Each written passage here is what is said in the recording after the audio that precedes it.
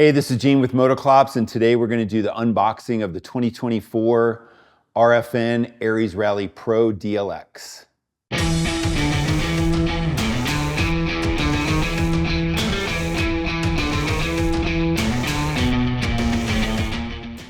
All right, now that the bars are on, we're going to move on to the headlight. So front fender and the headlight go on at the same time. You want to cut the front caliper free. We're going to install that a little bit later. Just go ahead and bring that down closer to the caliper mount, and we'll leave that in place. Some of the mounting hardware is going to be in the black boxes that are inside the main white box.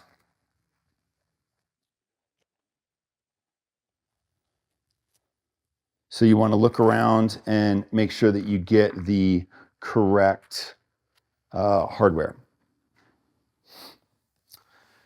In the plastic parts as well, so there's going to be 3 boxes inside, tools, assembly parts, and plastic parts.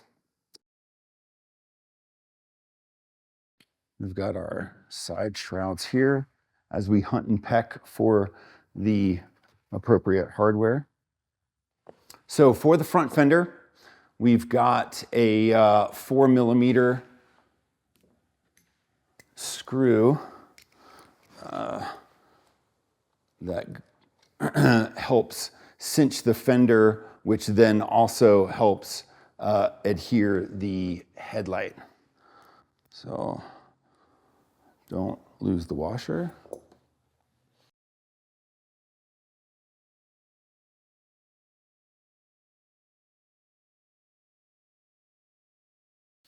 Once you get those threads started, you can get your 4mm and your small ratchet and go ahead and cinch that down.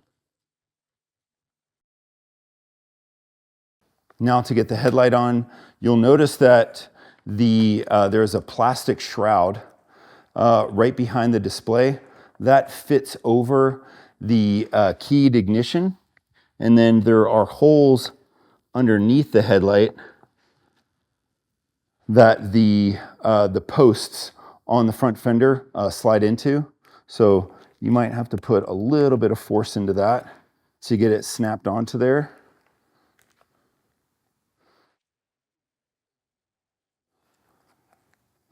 And then you are good. I want to make sure that we don't pinch any wires in the process.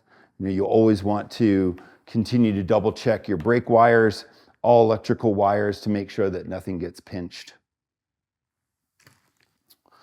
There are these large zip ties that are included in the white box.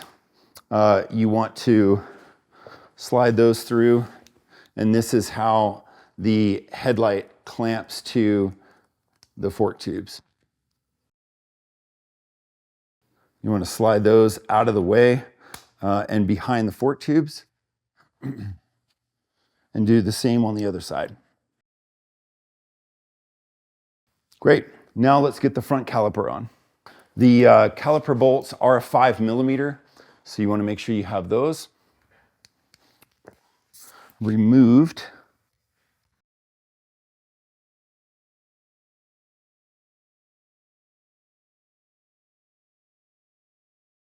Right. So the caliper is shipped with a stopper in between the brake pads. So you want to make sure that you remove that, slide the caliper over the disc, and then get the caliper bolts threaded back in. Now, I hand tight these to make sure that the caliper can still move around, because what we want to do is we want to align the caliper to the rotor. What that means is that we want to make sure that even though the caliper can move around, we want to lock the caliper in to where it has the best contact with the rotor as possible. So the way that we do that is I will take some weight off of the front wheel and spin it while pumping the front brake. Once you get at least one rotation around, you want to hold that front brake and you want to tighten the bottom caliper bolt first and then the top one. And this will dramatically increase your chances of having the best pad contact with the front disc. And now we're going to secure the brake cable to the cable clamp here. This is a 4mm Allen with a 10mm nut. We're going to loosen these.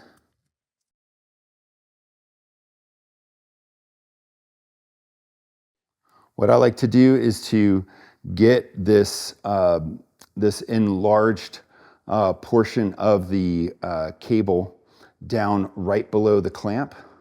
It's a good reference point for the location.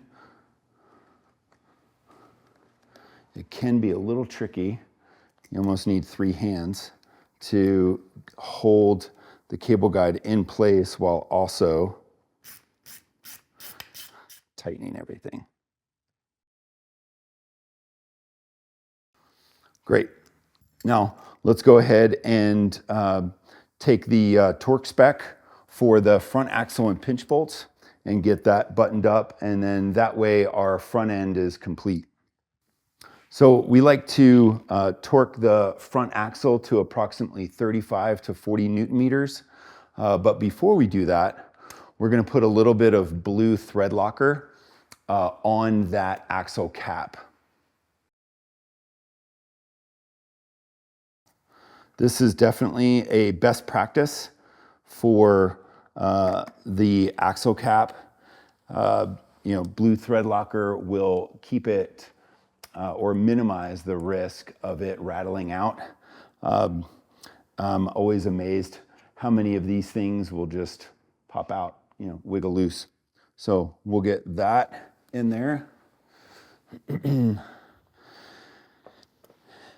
And we will set this to approximately 35 Newton meters.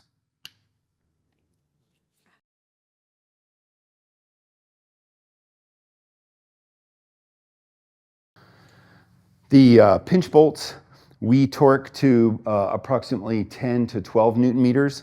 So we're gonna do those now.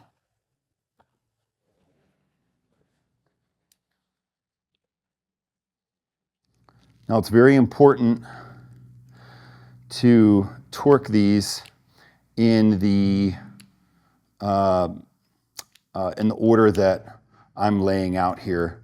Reason is there are 2. So what happens is you can get one to where it will click out, but because there's one right next to it, then it means that the other one will compress the fork shoe and then relieve some of the pressure from the other one. So you want to go back and forth.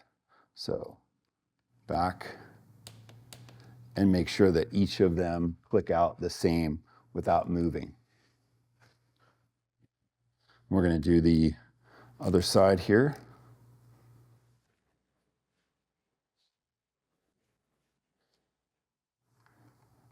As a side note, this is also true for your lower triples that also have 2. Very important. We see that a lot, you know, for customers that work on their own bike. They can sometimes just torque it to where it just clicks once, each bolt, and then they rattle loose. So I'm just going back and forth and back and forth.